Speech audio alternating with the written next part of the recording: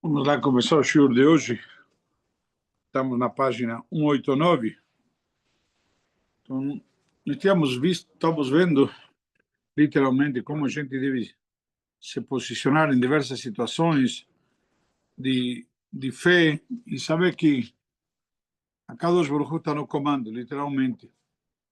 Às vezes a gente não enxerga aqui nesse mundo as coisas como são, mas lá em cima, no mundo vindouro, ou lá em cima, onde a gente se encontra, lá está tudo claro. Então diz o seguinte: quando não ocupe o lugar de Hashem, quando este se apresenta em nossas vidas, e nas vidas de nossos semelhantes, temos de fazer tefilá para que eles cessem. Mas devemos estar conscientes de que para tudo há um motivo, e sempre é para o nosso bem. Sempre que Hashem nos testa, é para o nosso bem. Para quê? Nós dimos semana passada o exemplo, lembra do oficial do exército, do grupo de elite que tinha sido preso. Então, na prática, ele estava sendo testado para quê? Para ver se realmente estava apto para ser promovido para um cargo mais elevado, por assim dizer. Por quê? Se ele passava no teste, demonstrava que ele era merecedor daquele cargo. Então, no livro Ineni V'Yadcha traz algo dito pelos Fatemet, o Rebbe de Gur, a respeito da mitzvah de temer os pais. O Talmud, no Tratado de Kiddushin, comenta, traz, no 31b, o que significa temê-los? O que significa temer os pais? Então, a própria Guimarães responde: não ocupar onde eles costumam ficar de pé ou sentados. Ou seja, se em casa tem um lugar onde o pai senta, o filho não pode sentar lá nesse lugar. Por quê? Porque, caso contrário, estaria faltando com essa mitzvah de temer os pais. Então, por exemplo, não pode ocupar lugar à mesa, a não ser com sua autorização. Diz os Fatemet, por outro lado, há a halachá de temer Hashem. Nós vimos isso na Torá, para Shat Ekev, que justamente Hashem Elokecha tirá, ou simplesmente quando é trazido, mas Hashem Elokecha shoel meimach que em lirá, Hashem Elokecha, o que Hashem te pede já, só temor Hashem. Então temos que ter a mitzvah de temor Hashem. Então explica o Sfatemet, faz o paralelismo. Do mesmo jeito que você tem que saber, entre aspas, respeitar os teus pais, o que significa isso? Não sentar no lugar dele, por exemplo.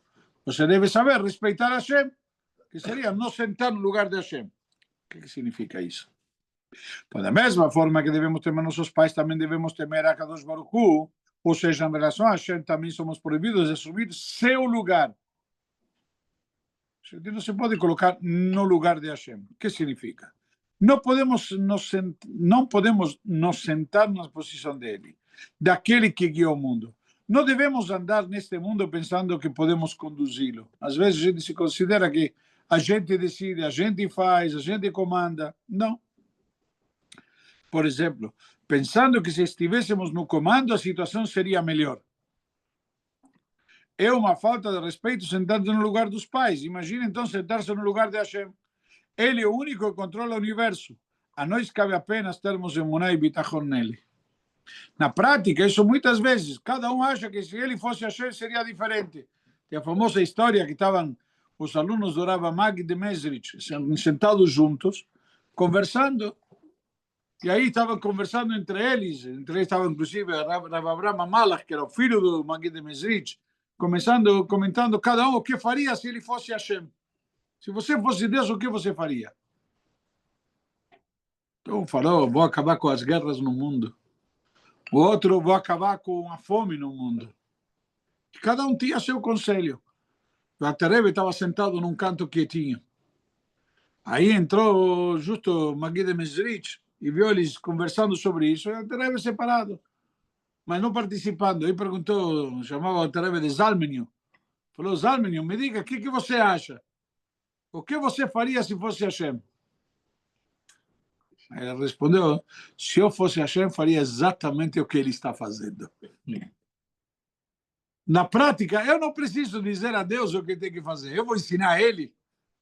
Não, ele tem que acabar com as guerras. Ele tem que resolver, tem que dar saúde. Ele sabe o que tem que fazer.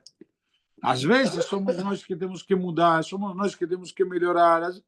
Às vezes, por alguma razão, a gente está querendo ou permitindo que a gente tenha o livre-arbítrio. Se a gente, entre aspas, a gente interferir, estamos tirando do mundo o livre-arbítrio. Parece pouca coisa, mas é grave. Então, justamente veio aqui e nos diz, a gente não tem que ocupar o lugar de Hashem. Além do mais, com que critério nós podemos dizer, eu vou dar para Deus conselhos o que ele deve fazer? Onde que eu me comparo para poder eu dar conselhos e palpites? Mas, de qualquer jeito, a gente reza, por exemplo, Vecares Meshichet, para ele apressar que venha o Mashiach. Também pedimos Refaeino. Também pedimos Parnassá Barechaleino. Calma. A gente tem que fazer a nossa parte e pedir. Sim. Só que, como todo filho pede para o pai, às vezes, você já viu teu netinho pedindo para o teu genro alguma coisa e teu genro dizer não? Por que diz que não? Porque não é bom para ele. Né? Então, às vezes, nós temos que pedir. A gente diz não. Mas o conceito aqui não está no que nós pedimos.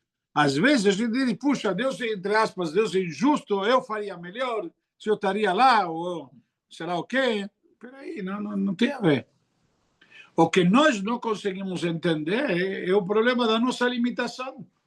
Mas, de alguma maneira, dizer eu faria melhor que ele, com certeza é impossível. Entendeu? Não temos um parâmetro. Você me dizer, você consegue fazer melhor, criar um algoritmo melhor do que eu. Você consegue?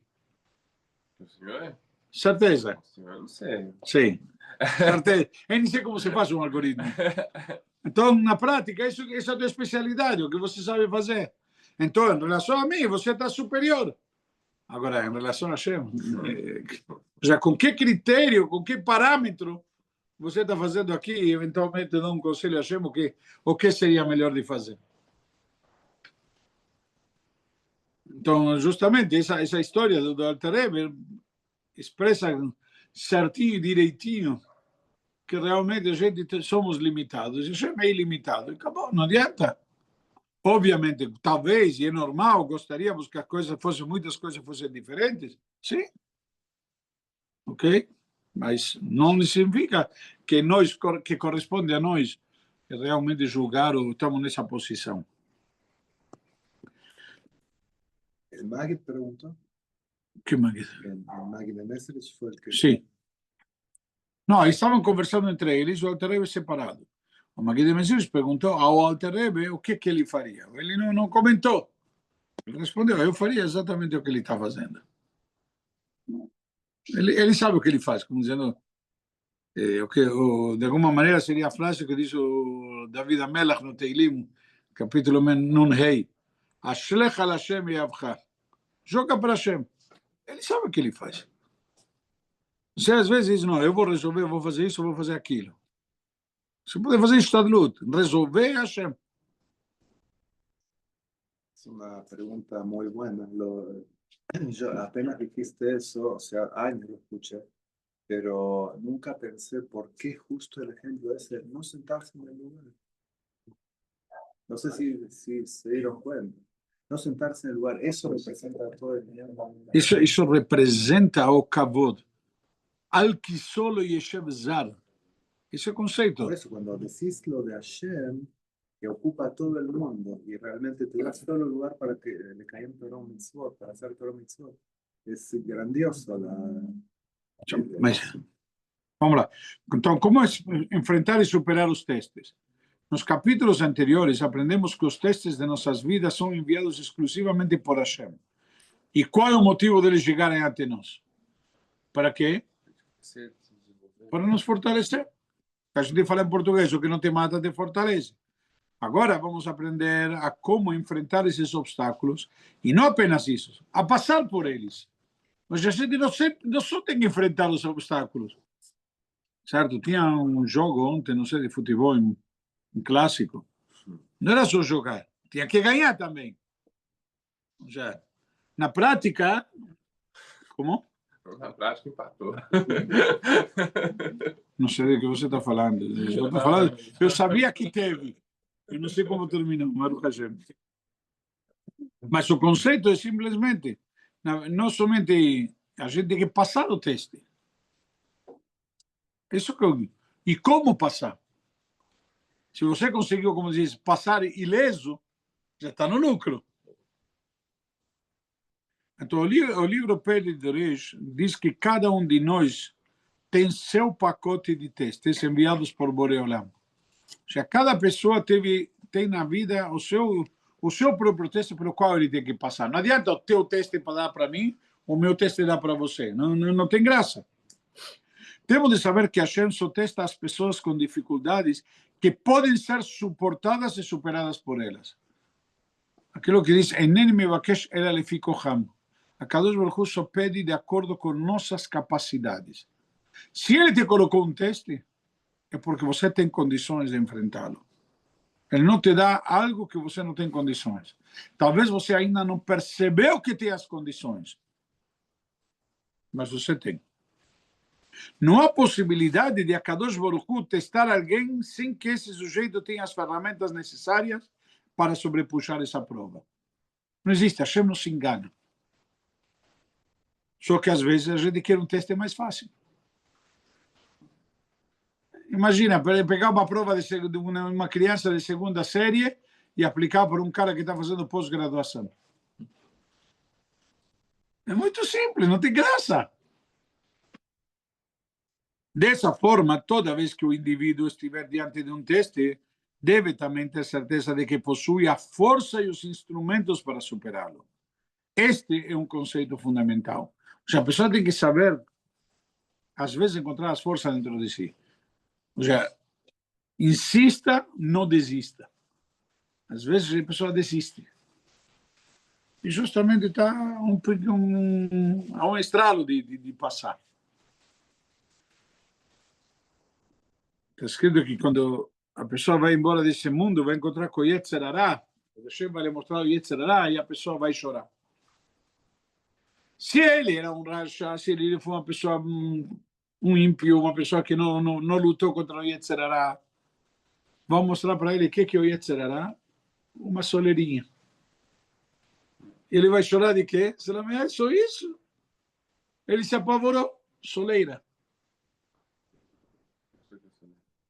Como se fala em português? Soleira, não? Por exemplo, na porta de entrada, você pode pôr um negocinho mais alto. Mais alto. Mas não é um nem degrau. Não é nem degrau.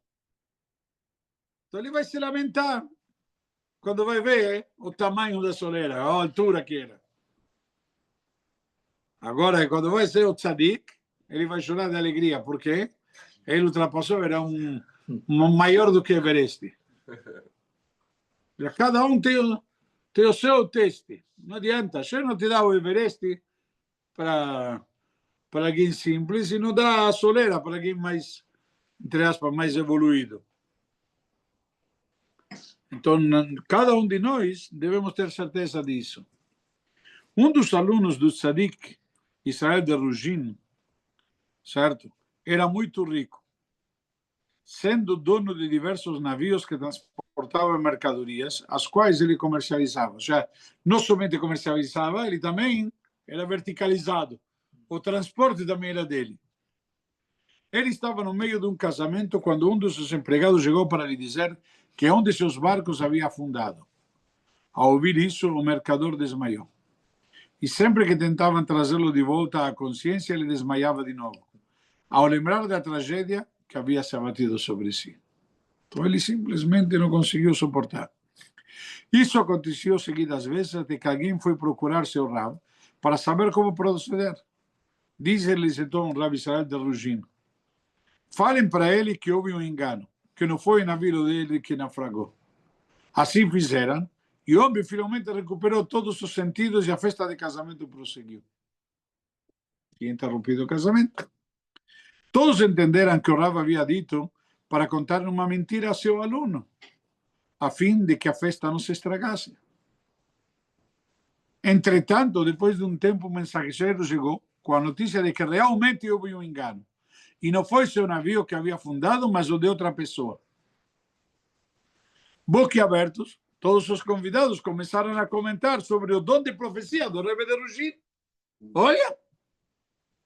Então, ao ser questionado o rabino, lógico, foram perguntar para ele: peraí, como você percebeu isso?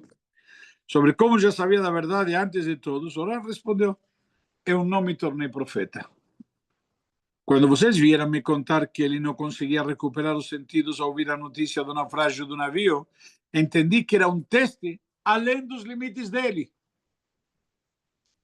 Era maior do que ele podia suportar. Era a prova que ele não estava conseguindo suportar. Então, Hashem não te dá um teste maior do que você pode suportar. Então, se ele não está podendo suportar, é porque o teste não é para ele. Portanto, só poderia ser um engano, já que Hashem não dá desafios maiores do que aqueles que o indivíduo pode suportar e superar. Se fosse o seu navio, ele teria forças para se reerguer. É simples. Hashem te manda aquilo que você pode. Se conta que tinha um cara, uma vez, da sinagoga, que ele jogava toda semana na loteria. O mesmo número durante mais de 20 anos. Ele já nem conferia o resultado. Ele jogava na loteria e ele estava esperançoso que algum dia vai ganhar. E toda semana comprava o mesmo número, o mesmo bilhete. Anos a fio. E uma vez tinha acumulado bastante, tinha, não sei como chama, aquele mega não sei o quê, enfim. Aí, de repente, veio a esposa do homem falar com o rabino: Rabino, temos um problema, preciso da sua ajuda. Sempre a bucha cai para o rabino. Aí, falou: o que foi? O senhor sabe, meu marido, há mais de 20 anos, toda semana ele compra o bilhete de loteria, nunca ganhou nada, mas ele é esperançoso. Essa vez, o prêmio era $50 milhões. Ele comprou o bilhete e ele ganhou. Só que eu tenho medo de contar para ele. Falou: por quê? Uma notícia dessa vai acabar com ele. Ele não vai aguentar, vai ter um infarto. Eu tenho medo. O rabino falou: deixa comigo, eu vou contar para ele. Não tem problema. O rabino falou: depois da reza, tem o café da manhã. Depois do café da manhã, aí estavam tomando café. O rabino perguntou: ei, Moisés, como está indo os negócios aí? E aquela loteria, você continua jogando? Puxa, mais de 20 e poucos anos, continua jogando? Sim. Mas para que você? Talvez algum dia Deus decida que eu sou merecedor e me manda. Mas, e agora tinha acumulado, também joguei. Mas me diga, Moisés, para que você quer? O que você faria com $50 milhões? Mais. Olha, se eu ganhasse $50 milhões, eu dava metade para o senhor. O rabino que teve um infarto.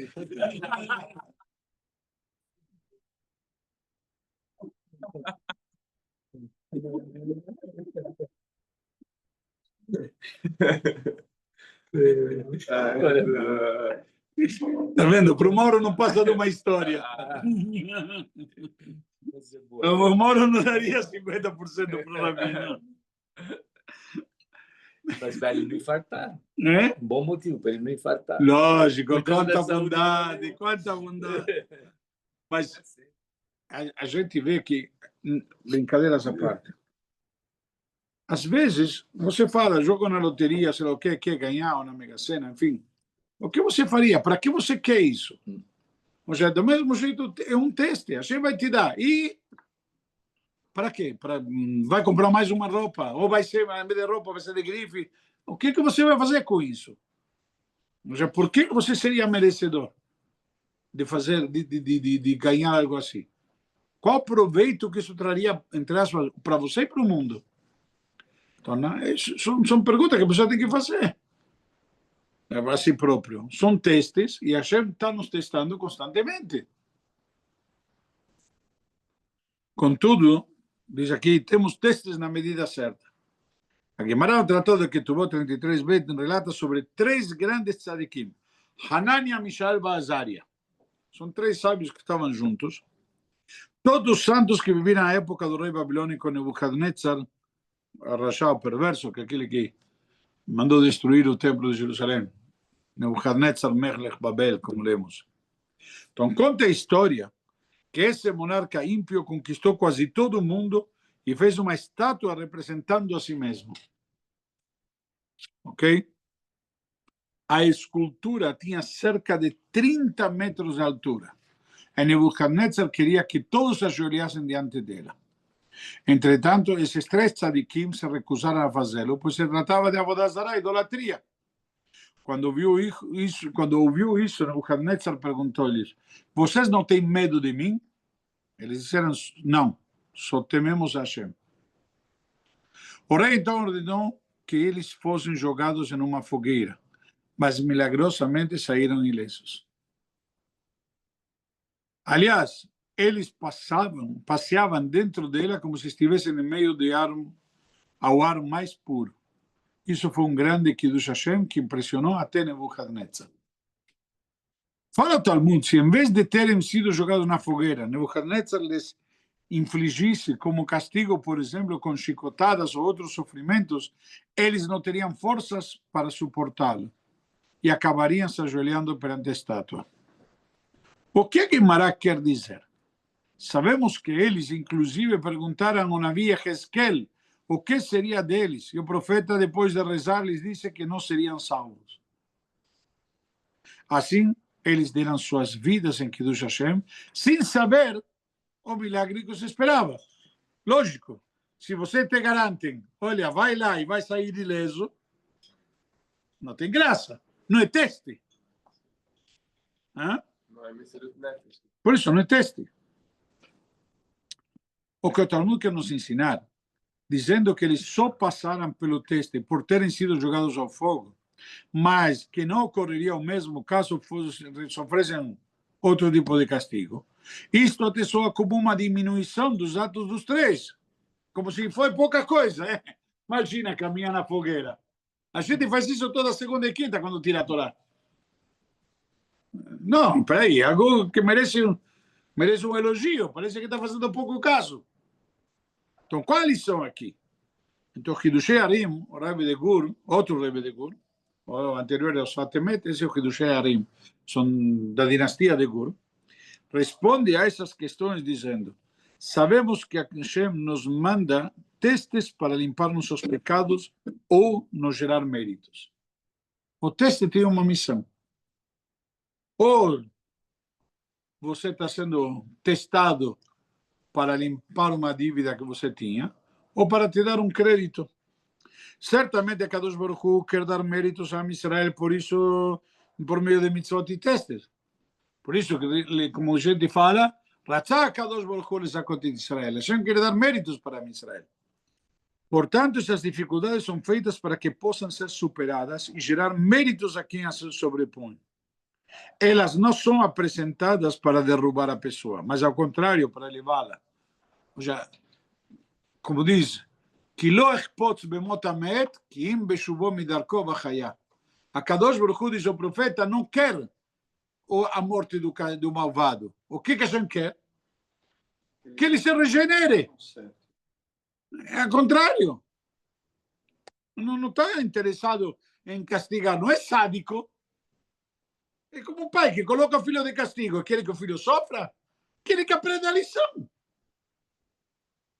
Dessa forma, se Hashem colocou no coração de Nebuchadnezzar jogar esses 3 tzadikim na fogueira, então eles só teriam a força de suportar este teste e não outro, como chicotadas, por exemplo.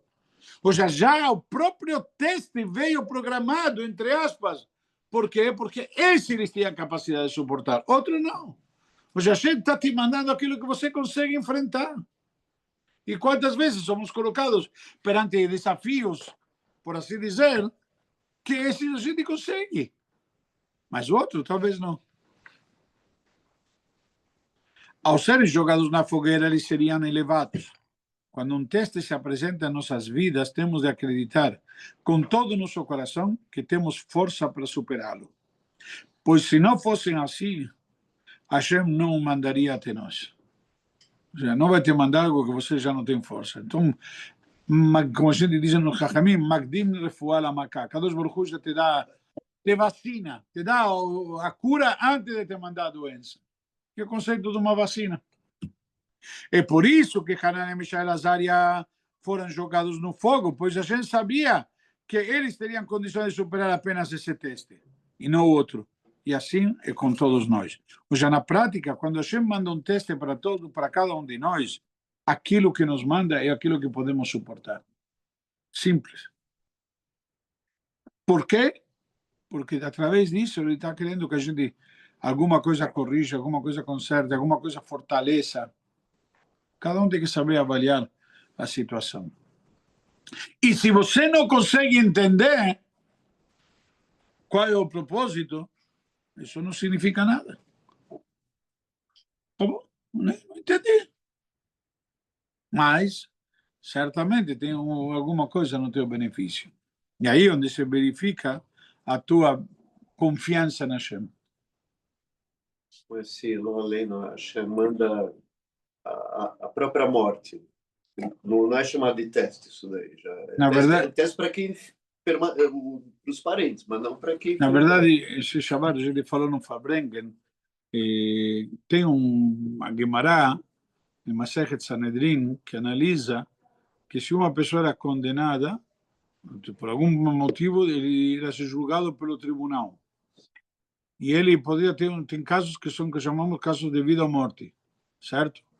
Nesses casos de vida ou morte, a Torá estabelece, isso na Parashá da semana, que de acordo com a maioria vai. Para benefício, a maioria mais um, a metade mais um é suficiente. Para punir, tem que ser a metade mais dois. Ok? Já tem que ser absoluta a maioria. Por outro lado, a Gemara diz que se todos condenam ele, o tribunal inteiro, não tem um que diga que ele é, entre aspas, inocente ou não merece isso, ele está isento. Surge uma pergunta, como pode ser? Se todos estão condenando, é óbvio. O Rebbe explica sobre isso, que qual é o conceito, e aí vem responder a tua pergunta. A morte, nesse caso, o castigo de pena de morte, veio para consertar ele. É que nem passar mertiolate numa ferida. Isso veio para fazer o bem para ele, para limpar ele. E então essa pena vem limpar. Na hora que não tem ninguém falando bem dele, todo mundo fala mal dele, isso é a melhor prova de que significa que aqui a morte não vai conseguir limpar. Todo o objetivo da pena de morte é limpá-lo. Certo? Então, sequer vai conseguir isso, vai conseguir limpá-lo. Então tem que fazer uma chuva maior. Então deixa livre para que ele possa fazer essa chuva. Por quê? Porque ele está num nível que esse, entre aspas, esse castigo, como vimos aqui em relação a Hanania, Mishael e Azaria, se tivesse levado chicotadas, não ia adiantar. Apenas a Messirut Nefesh de caminhar no fogo foi suficiente para eles. Porque no nível deles isso adiantou. A pergunta é em que nível você está que isso possa te adiantar ou não. Então, na prática, isso não vem à toa. Vem com propósito. E voltamos, então, ao contrário, isso confirma mais ainda. Tem um propósito, mesmo que seja, como a gente diria, algo, uma pena radical, não como chama, pena extrema, pena capital. Não é radical, é capital, é parecido. Então, na prática, quando você tem a pena capital, mesmo assim, ela não é um castigo. E isso é o que faz a grande diferença. Ok? Então, vamos parar por aqui, não quero começar um novo. Muito lindo. Bom dia para todos.